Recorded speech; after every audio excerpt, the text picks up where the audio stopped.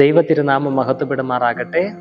പുതിയ ദിവസത്തിൻ്റെ എല്ലാ നന്മകളും ആശംസിക്കുകയും വിനയത്തോടെ സ്നേഹവന്ദനം അറിയിക്കുകയും ചെയ്യുന്നു. ദൈവം സമർത്ഥമായി നമ്മെ അനുഗ്രഹിക്കട്ടെ. ഇന്നത്തെ ധ്യാനത്തിന് യോശുവയുടെ പുസ്തകം 5-ാം അധ്യായം 15-ാമത്തെ വാക്യം. യോശുവ 5:15. യഹോവയുടെ സൈന്യത്തിന്റെ അധിപതി യോശുവയോട്, നിന്റെ കാലിൽ നിന്ന് ചെരുപ്പഴിച്ചു കളക, നീ നിൽക്കുന്ന സ്ഥലം വിശുദ്ധമാകുന്നു എന്ന് പറഞ്ഞു. യോശുവ അങ്ങനെ ചെയ്തു. ഇപ്രകാരം ദൈവത്തിന്റെ സൈന്യത്തിന്റെ അധിപതിയായ ദൈവദൂതൻ യോശുവയോട് പറയുന്നതിനുള്ള സാഹചര്യം 13 മുതലുള്ള വാക്യത്തിൽ നമുക്ക് ലഭ്യമാണ്. യെരിഹോ പട്ടണത്തിനെതിരെ യെരിഹോവിന് സമീപത്ത് യോശുവ ഇരിക്കുമ്പോൾ തല ഉയർത്തി നോക്കുമ്പോൾ മുന്നിൽ നിന്ന് ഒരു പുരുഷൻ വാളും പിടിച്ച് നിൽക്കുന്നത് കാണുന്നുണ്ട്. അവന് നേരെ നിൽക്കുകയാണ്.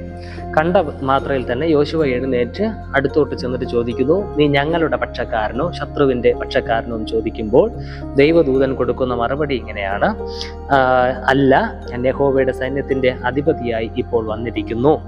അപ്പോൾ യോശുവ ചെയ്യുന്ന ഒരു കാര്യമുണ്ട്. സാഷ്ടാംഗം വീണ് നമസ്കരിച്ചിട്ട് ഇപ്രകാരം ആ ദൂതനോട് ചോദിക്കും, കർത്താവിന് അടിയനോടുള്ള കൽപ്പന എന്ത്? കർത്താവിന് എന്നോട് എന്താണ് പറയുവാനുള്ളത്? എന്താണ് അങ്ങയോട് കൽപ്പിച്ചയച്ചത് എന്ന് ചോദിക്കുന്നു. യോശുവയുടെ നല്ലൊരു സ്വഭാവ ഗുണമാണ്, ദൈവ ആശ്രയമുള്ള യോശുവയുടെ ജീവിതത്തിലുള്ള നല്ലൊരു ഗുണമാണ് ഇവിടെ കാണാൻ കഴിയുന്നത്.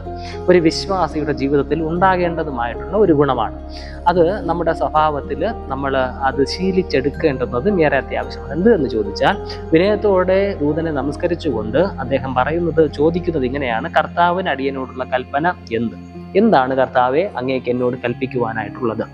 ദൈവത്തിന്റെ ശബ്ദം കേട്ട് ദിനവും ജീവിക്കുക, ഓരോ തീരുമാനങ്ങൾ എടുക്കുക, ഒരു ദൈവവൈദ്യനെ സംബന്ധിച്ചിടത്തോളം അതേറെ അനുഗ്രഹമായിരിക്കും. അതാണ് ദൈവം ആഗ്രഹിക്കുന്നത്. അതുകൊണ്ട് യോശുവയുടെ ജീവിതത്തിൽ ഉണ്ടായിരുന്ന ഈ ഒരു നല്ല ഗുണം നമ്മുടെ ജീവിതത്തിലും ഒപ്പിയെടുക്കുവാനായിട്ട് നമുക്ക് കഴിയണം. ഓരോ ദിവസവും പ്രഭാതങ്ങളിൽ ദൈവസന്നിധിയിൽ മുട്ടുമടക്കി, അല്ലെങ്കിൽ ഓരോ പ്രാർത്ഥനാ വേളയിലും ദൈവത്തോട് നമ്മൾ ചോദിക്കണം, കർത്താവെ, എന്താണ് അങ്ങേക്ക് എന്നോടുള്ള കൽപ്പന? എന്താണ് അങ്ങേക്ക് എന്നോട് പറയുവാനുള്ളത് എന്ന് ചോദിക്കേണ്ടത് ഏറെ അത്യാവശ്യമാണ്. അങ്ങനെ ചോദിക്കുമ്പോഴാണ് ദൈവദൂതൻ യോശുവയോട് പറയുന്നത്, നിന്റെ കാലിൽ നിന്ന് ചെരുപ്പ് അഴിച്ചു കളക, നിന്റെ കാലിൽ നിന്ന് ചെരുപ്പ് അഴിച്ചു കളക, നീ നിൽക്കുന്ന സ്ഥലം വിശുദ്ധമാകുന്നു എന്ന് പറഞ്ഞു. യോശുവ അങ്ങനെ ചെയ്തു. നിന്റെ കാലിൽ നിന്ന് ചെരുപ്പ് അഴിച്ചു കളക. ഇവിടെ പ്രധാനമായും നാം ധ്യാനിക്കുമ്പോൾ മനസ്സിലാക്കുവാനായിട്ടുള്ള കാര്യം, ഞാൻ അതിന്റെ 2ാമത്തെ ഭാഗമാണ് ആദ്യം പറയുവാൻ ആഗ്രഹിക്കുന്നത്. നീ നിൽക്കുന്ന സ്ഥലം വിശുദ്ധമാകുന്നു. നീ നിൽക്കുന്ന ഇടം വിശുദ്ധമാകുന്നത് കൊണ്ട് നിന്റെ കാലിൽ നിന്ന് ചെരുപ്പ് മാറ്റിക്കളയണം. ഇതേ അനുഭവം നമുക്ക് മോശയെ ദൈവം വിളിക്കുമ്പോഴും കാണുവാനായിട്ട് സാധിക്കുന്നുണ്ട്. മുൾപ്പടർപ്പിൽ തീ കത്തുന്ന അനുഭവം, അതെന്തെന്ന് കാണുവാനായിട്ട് പോകുന്ന മോശയോട് സംസാരിക്കുന്ന ശബ്ദം, നീ നിൽക്കുന്ന ഭൂമി വിശുദ്ധമാണ്, നിന്റെ കാലിൽ നിന്ന് ചെരുപ്പ് അഴിച്ചു കളക എന്നൊക്കെ പറയുന്നത് നമ്മൾ കാണുന്നുണ്ട്. അതേ അനുഭവം അദ്ദേഹത്തിന്റെ ശിഷ്യനായ അല്ലെങ്കിൽ ശുശ്രൂഷകനായിരുന്ന നൂനിന്റെ മകനായ യോശുവായ്ക്കും ഉണ്ടാകുന്നത് നമ്മൾ പഠിക്കുന്നു ഈ ഭാഗത്ത്. നിന്റെ കാലിൽ നിന്ന് ചെരുപ്പഴിച്ച് കളയണം, കാരണം നീ നിൽക്കുന്ന ഭൂമി വിശുദ്ധമാണ്. വിശുദ്ധമാണ് എന്ന് പറയുമ്പോൾ അവിടെ വിശുദ്ധമാകണം എങ്കിൽ, യെരിഹോവിന് സമീപമുള്ള ആ ഇടം വിശുദ്ധമാകണമെങ്കിൽ എന്ത് വിശുദ്ധിയാണ് നമ്മൾ മനസ്സിലാക്കുന്നത്? അവിടെ നീറ്റാണ്, ഭംഗിയായിട്ടുള്ള ഒരു സ്ഥലമാണ്, വേറെ അഴുക്കൊന്നുമില്ല. അതാണോ നമ്മൾ മനസ്സിലാക്കേണ്ടത്? എനിക്ക് തോന്നുന്നു അതല്ല. യോശുവ ഇപ്പോൾ നിൽക്കുന്ന ഇടത്ത് ഒരു വിശുദ്ധൻ അല്ലെങ്കിൽ ദൈവം ഉണ്ട് എന്നുള്ളതാണ് അതിൻ്റെ അർത്ഥം. ദൈവ സാന്നിധ്യം ഉണ്ട് എന്നുള്ളതാണ് അതിൻ്റെ അർത്ഥം. യെരിഹോയുടെ സമീപത്തുള്ള ആ ഇടം എല്ലായ്പ്പോഴത്തെ പോലെ ഉള്ള ഒരിടമാണ്. പക്ഷെ അവിടെ ഇപ്പോൾ വ്യത്യസ്തമാകുന്നത്, മറ്റിടങ്ങളെക്കാൾ അത് വ്യത്യസ്തമാകുന്നതിന് കാരണം അവിടെ ഇപ്പോൾ ദൈവമുണ്ട്, ദൈവ സാന്നിധ്യമുണ്ട് എന്നാണ്. സ്വർഗം, ദൈവമുള്ള സ്വർഗം, ദൈവ സാന്നിധ്യമുള്ള, ദൈവം ഇരിക്കുന്ന സ്വർഗത്തെ വ്യക്തമായി തിരുവെഴുത്തിൽ രേഖപ്പെടുത്തിയിരിക്കും. നമുക്ക് കാണാം, വിശുദ്ധ സ്വർഗം, വിശുദ്ധ സ്വർഗം. ദൈവം ഇറങ്ങി വന്ന പരിശുദ്ധ ആലയം, വിശുദ്ധ ആലയം. മനസ്സിലാക്കാമല്ലോ നമുക്ക്. ദൈവം വസിക്കുന്ന നമ്മൾ ഓരോരുത്തരും വിശുദ്ധ ജീവിതം നയിക്കണമെന്നും വിശുദ്ധമായ ദൈവത്തിന്റെ മന്ദിരങ്ങളാകണമെന്നും ദൈവം ആഗ്രഹിക്കുന്നുണ്ട്. അതായത് ദൈവത്തിന്റെ പ്രസൻസ് എവിടെയുണ്ടോ അവിടമാണ് വിശുദ്ധം. ദൈവത്തിന്റെ സാന്നിധ്യം എവിടെയുണ്ടോ അവിടെയാണ് വിശുദ്ധം. മനസ്സിലാക്കുക, എന്നിലും നിന്നിലും ദൈവമുണ്ട് എങ്കിൽ നമ്മൾ വിശുദ്ധരാണ്, അല്ലെങ്കിൽ വിശുദ്ധി നമുക്കുണ്ട്, അല്ലെങ്കിൽ ഒരു പ്രസൻസ് ഓഫ് ഗോഡ് ദൈവത്തിൻ്റെ സാന്നിധ്യം നമ്മിലുള്ളത് കൊണ്ട് വിശുദ്ധമാണ്. നമ്മുടെ കുടുംബത്തിൽ ദൈവമുണ്ട് എങ്കിൽ അവിടം വിശുദ്ധമാണ്. നമ്മുടെ തലമുറകളിൽ, നമ്മുടെ ദൈവാലയത്തിൽ, നമ്മുടെ യാത്രകൾ ദൈവം ഉണ്ട് എങ്കിൽ അവിടെയൊക്കെ വിശുദ്ധമാണ് എന്നുള്ളതാണ് അതിൻ്റെ അർത്ഥം. അപ്പോൾ അവിടെ നമ്മൾ ചെയ്യേണ്ടത്, ദൈവ സാന്നിധ്യമുള്ളയിടത്ത് നമ്മൾ എങ്ങനെ ആയിരിക്കണം. എല്ലായിടത്തും ആയിരിക്കുന്നത് പോലെ അവിടെ ആയിരിക്കാനായിട്ട് പറ്റില്ല. എല്ലായിടത്തും ഇടപഴകുന്നത് പോലെ അവിടെ ഇടപഴകാൻ പറ്റില്ല. ഉദാഹരണം, ഒരു വീടിൻ്റെ അടുക്കളയിൽ പെരുമാറുന്നത് പോലെ അല്ലല്ലോ നമ്മുടെ ഉമ്മറത്ത്, സിറ്റ് ഔട്ടിൽ നമ്മൾ പെരുമാറുന്നത്, അല്ലേ? നമ്മുടെ വീട്ടിൽ പെരുമാറുന്നത് പോലെ അല്ലല്ലോ നമ്മൾ ദൈവാലയത്തിൽ പെരുമാറുന്നത്. അങ്ങനെ ഒരുപക്ഷെ ഉണ്ടാവാം, പക്ഷേ നമ്മളത് മെയിൻറ്റെയിൻ ചെയ്യുന്നില്ലേ, ശ്രദ്ധിക്കുന്നുണ്ടല്ലോ. വീട്ടിൽ ആയിരിക്കുന്നത് പോലെ അല്ല നമ്മൾ പൊതു ഇടങ്ങളിൽ, അല്ലേ? വീട്ടുകാരോട് സംസാരിക്കുന്നത് പോലെ അല്ല മറ്റുള്ളവരോട് സംസാരിക്കുമ്പോൾ. അപ്പോൾ അത്രയും കാര്യങ്ങൾ നമ്മൾ ശ്രദ്ധിക്കുന്നത് പോലെ ദൈവത്തിൻ്റെ പ്രസൻസ് ഉള്ള ഇടത്ത് നമ്മൾ നമ്മെ തന്നെ ശ്രദ്ധിക്കണം. എല്ലായിടത്തും ഇടപെടുന്നത് പോലെ, എല്ലായിടത്തും ആയിരിക്കുന്നത് പോലെ ദൈവത്തിൻ്റെ പ്രസൻസ് ഉള്ള ഇടത്ത് ഇടപഴകാനായിട്ട് പറ്റില്ല. അത് ദൈവം അനുവദിക്കുന്നില്ല. അത് ശ്രദ്ധിക്കണം. ശ്രദ്ധിച്ചില്ലെങ്കിൽ അത് അപകടമാണ്. അപ്പോൾ യോശുവയോട് ആദ്യം പറയുന്നത്, ഇവിടെ ദൈവത്തിൻ്റെ പ്രസൻസ് ഉണ്ട്, അതുകൊണ്ട് നീ എന്ത് ചെയ്യണം? കാലിൽ നിന്ന് ചെരുപ്പ് അഴിച്ചു കളയണം. കാലിൽ നിന്ന് ചെരുപ്പ് അഴിച്ചു കളയുക എന്ന് പറഞ്ഞാൽ അത് പാദരക്ഷയാണ്, അല്ലേ? പാദരക്ഷ എന്നല്ലേ നമ്മൾ അതിനെ പറയുന്നത്. ചെരുപ്പ്, പാദരക്ഷ, പാദത്തിൻ്റെ സുരക്ഷിതത്വം ഉറപ്പുവരുത്തുന്ന ഒരു കവചം. അതിനെ അഴിച്ചു കളഞ്ഞാൽ പിന്നെ മണ്ണിൽ ചവിട്ടണ്ടേ, മുള്ളിലും കല്ലിലും ചവിട്ടണ്ടേ? അതുകൊണ്ട് പിന്നെ ഒരു സുരക്ഷിതത്വം ഉറപ്പ് വരുന്നില്ലല്ലോ. ദൈവം സുരക്ഷിതത്വം ഉറപ്പില്ലാത്ത ഇടങ്ങളിൽ ഇറങ്ങി നിൽക്കാനാണോ, ചെരുപ്പില്ലാതെ ഇറങ്ങി നിൽക്കാനാണോ ആവശ്യപ്പെടുന്നത്? കല്ലും മുള്ളും കുത്തുന്ന ആ ഒരു സാഹചര്യത്തിൽ ഇറങ്ങി നിൽക്കാനാണോ ആവശ്യപ്പെടുന്നത്? അല്പം കൂടെ നമുക്ക് ആഴത്തിൽ ചിന്തിക്കാം. രൂത്തിന്റെ പുസ്തകം 4-ാമത്തെ അധ്യായം, രൂത്തിന്റെ പുസ്തകം 4-ാമത്തെ അധ്യായം 7-ാമത്തെ വാക്യത്തിൽ അവിടെ ഈ വീണ്ടെടുപ്പിനും കൈമാറ്റത്തിനും അടയാളമായി ചെരുപ്പ് ഊരി കൊടുക്കുന്ന ഒരു പതിവുണ്ടായിരുന്നു ഇസ്രായേലിൽ. അതിൽ 7-ാം വാക്യം ഇങ്ങനെയാണ് പറയുന്നത്: എന്നാൽ വീണ്ടെടുപ്പും കൈമാറ്റവും സംബന്ധിച്ചുള്ള കാര്യം ഉറപ്പാക്കുവാൻ ഒരുത്തൻ തൻ്റെ ചെരുപ്പൂരി മറ്റേവന് കൊടുക്കുന്നത് ഇസ്രായേലിൽ പണ്ട് നടപ്പിലുണ്ടായിരുന്ന ഒരു കാര്യമായിരുന്നു. വീണ്ടെടുപ്പ്, അതായത് വീണ്ടെടുപ്പിന് വേണ്ടിയിട്ട് ചെരുപ്പ് ഊരി കൊടുക്കുക, അത് ഉറപ്പ് വരുത്തുന്നതിന് വേണ്ടിയിട്ടുള്ള അടയാളം. ഞാനത് കൂടുതൽ വിവരിക്കുവാനായിട്ട് ആഗ്രഹിക്കുന്നില്ല. അപ്പോൾ ദൈവം എടുക്കുകയാണ്, ദൈവം വീണ്ടെടുക്കുകയാണ്.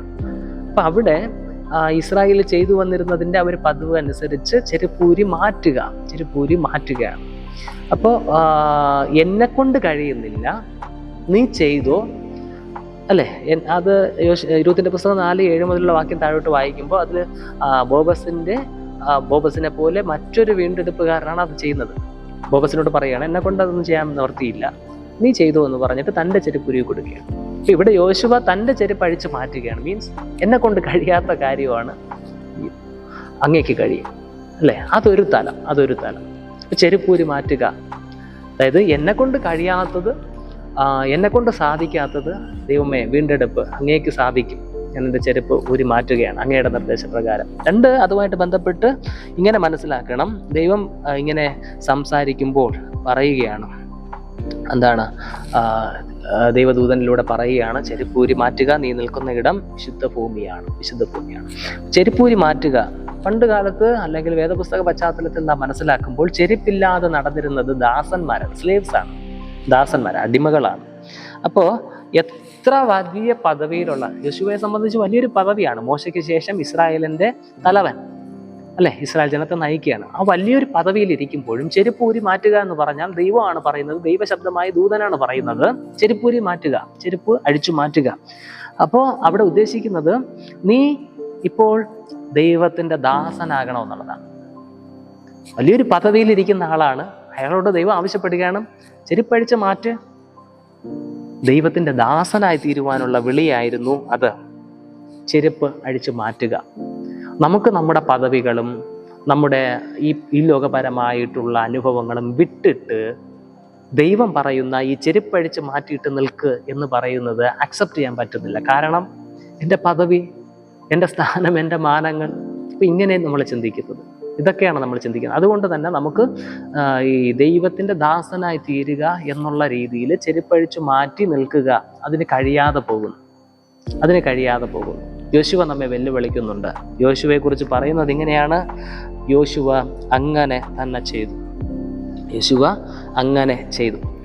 യോശുവയോട് പറഞ്ഞത്, വിശുദ്ധ ഭൂമി ഹോളി ലാൻഡിലാണ് നിൽക്കുന്നത്, നീ നിന്റെ പാദരക്ഷ അഴിച്ചു മാറ്റണം. യോശുവ അങ്ങനെ ചെയ്തു. അനുസരണം. ദൈവം ഏതൊരു മനുഷ്യനിലും ഏതൊരു വ്യക്തിയിലും ആഗ്രഹിക്കുന്നത് അനുസരണമാണ്.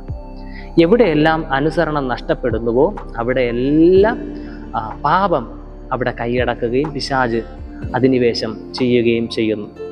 പിശാചിനെ തന്നെ ഒന്ന് പഠിച്ചു നോക്കാം. ദൈവത്തിനെ അനുസരിക്കുവാൻ കഴിയാതെ ദൈവത്തോട് മത്സരിച്ചത് കൊണ്ടല്ലേ അവൻ മത്സരിയായി താഴേക്ക് എറിയപ്പെട്ടത്, തള്ളപ്പെട്ടത് സ്വർഗത്തിൽ നിന്ന്. അങ്ങനെ ദൈവത്തിന് വേണ്ടി ഒരുക്കിയ ആ ഒരു അനുഭവത്തിൽ, മനുഷ്യനെ ദൈവം സൃഷ്ടിച്ച അനുഭവത്തിലും അവനിലുള്ള അനുസരണക്കേടല്ലേ മനുഷ്യനിലേക്ക് കുത്തിവെച്ചത് അല്ലേ? അതുകൊണ്ടല്ലേ കഴിക്കരുത് എന്ന് പറഞ്ഞ പറിച്ച് കഴിച്ച് പാപം ചെയ്തത്. അപ്പൊ ഇന്നും ദൈവവചനം നമ്മോട് ആവശ്യപ്പെടുന്ന, ദൈവശബ്ദം നമ്മോട് ആവശ്യപ്പെടുന്ന കാര്യങ്ങൾ നമുക്ക് ചെയ്യാനായിട്ട് കഴിയുന്നില്ല എങ്കിൽ അത് അനുസരണക്കേടാണ്. അനുസരണക്കേട് ദൈവസന്നിധിയിൽ വലിയ പാപം ആണ്, വലിയ പാപമാണ്. എത്രയോ വചനങ്ങളാൽ, ദൈവത്തിൻ്റെ കൽപ്പനകളാൽ, ദൈവം നമ്മിൽ ആഗ്രഹിക്കുന്ന അനുഭവങ്ങളാൽ സമ്പുഷ്ടമാണ് തിരുവെഴുത്ത്. അപ്പോൾ അതിൽ എത്ര എണ്ണം നമ്മൾ അനുസരിക്കുന്നു? നമ്മെ വെല്ലുവിളിക്കുകയാണ് തിരുവെഴുത്ത്. നമുക്കത്രയൊന്നും കഴിയുന്നില്ല, നമ്മളെ കൊണ്ട് കഴിയുന്നില്ല. എന്നാൽ നമ്മുടെ അനുസരണക്കേടിന് വേണ്ടി ശിക്ഷ ഏറ്റെടുത്ത ഒരു കർത്താവ് നമുക്കുണ്ട്. നമുക്ക് ആ കർത്താവിൽ അഭയം വീഴാം. യേശു കർത്താവാണ്. അവിടുത്തെ രക്തം നമ്മുടെ അനുസരണക്കേടിന് കൂടെ വേണ്ടിയാണ് ചിന്തപ്പെട്ടത് എന്ന് മനസ്സിലാക്കുക. ക്രിസ്തുവിൻ്റെ രക്തത്താൽ നമ്മെ കഴുകി വിശുദ്ധീകരിക്കണമെന്ന് നമുക്ക് ദൈവത്തോട് പ്രാർത്ഥിക്കാം. അപ്പോൾ അനുസരണക്കേട് കൊണ്ട് അശുദ്ധമായിരിക്കുന്ന നമ്മിലേക്ക് യേശു കർത്താവിൻ്റെ രക്തത്താൽ കഴുകപ്പെടുമ്പോൾ, വിശുദ്ധീകരണം പ്രാപിക്കുമ്പോൾ വിശുദ്ധനായ ദൈവം നമ്മിലേക്ക് ഇറങ്ങി വരും. അപ്പോൾ നമുക്ക് കർത്താവ് പറയുന്നത് അനുസരിക്കുവാനായിട്ട് കഴിയും. പരിശുദ്ധാത്മാവ് അതിനു വേണ്ടി നമ്മെ സഹായിക്കും. അങ്ങനെ നാം ആയിരുന്നാൽ ദൈവം നമ്മിലേക്ക് ഇറങ്ങി വരുമ്പോൾ നാം ദൈവം വസിക്കുന്ന വിശുദ്ധ ഭൂമി അല്ലെങ്കിൽ വിശുദ്ധ മന്ദിരമായി തീരുകയാണ്. ഇതാണ് ദൈവത്തിന് നമ്മോടുള്ള വിളി, നമ്മോട് കൽപ്പിക്കുവാനായിട്ടുള്ളത്. ഞാൻ വിശുദ്ധനായിരിക്കുന്നത് പോലെ നിങ്ങളും വിശുദ്ധരായിരിപ്പിൻ. അത് മാത്രമാണ് ദൈവം ആഗ്രഹിക്കുന്നത്. അതിനുവേണ്ടി നമ്മെ വിട്ടുകൊടുക്കുവാനും ദൈവത്തിൽ സമർപ്പിച്ചുള്ള ഒരു ജീവിതം സാധ്യമാകുന്നതിന് ദൈവം സഹായിക്കട്ടെ എന്ന് ആത്മാർത്ഥമായി പ്രാർത്ഥിക്കുകയാണ്. യോശുവയോട് ദൈവദൂതൻ പറയുകയാണ്, ഞാൻ ദൈവത്തിൻ്റെ സൈന്യത്തിൻ്റെ അധിപനാണ്, നിൻ്റെയും ശത്രുവിൻ്റെയും പക്ഷക്കാരനൊന്നുമല്ല, ഞാൻ ദൈവത്തിൻ്റെ ആളാണ്. അപ്പോൾ ഒരു കാര്യം കൂടെ ഞാൻ കൂട്ടിച്ചേർത്ത് നടത്താം. യോശുവ ചോദിച്ചത് എൻ്റെ പക്ഷക്കാരനാണോ ശത്രുവിൻ്റെ പക്ഷക്കാരനാണോ അല്ലേ? ഇപ്പോൾ ദൈവത്തിൻ്റെ സൈന്യാധിപനായ ഈ ദൂതൻ പറയുന്നത്, ഞാൻ ദൈവത്തിൻ്റെ സൈന്യത്തിൻ്റെ അധിപതിയായിട്ടാണ് വന്നിരിക്കുന്നത്. അപ്പോൾ യോശുവ ചിന്തിക്കുന്നത്, ഈ സൈന്യത്തിൻ്റെ അധിപതിയായി വന്നവനെ എൻ്റെ പക്ഷത്താക്കാമെന്നല്ല. അത് കഴിയാത്ത കാര്യമാണ്. യോശുവയ്ക്ക് ചെയ്യാൻ പറ്റുന്ന മറ്റൊരു കാര്യം, ഞാൻ ദൈവത്തിൻ്റെ സൈന്യത്തിൻ്റെ അധിപതിയായ ഈ ദൂതൻ്റെ പക്ഷത്താവുക എന്നുള്ളതാണ്. അപ്പോൾ വചനത്തെ നമുക്കൊതുക്കും വിധം വിളച്ചൊടിക്കുക എന്നല്ല, വചനം എന്താണോ ആവശ്യപ്പെടുന്നത് അതിലേക്ക് നമ്മളങ്ങ് സമർപ്പിക്കുക.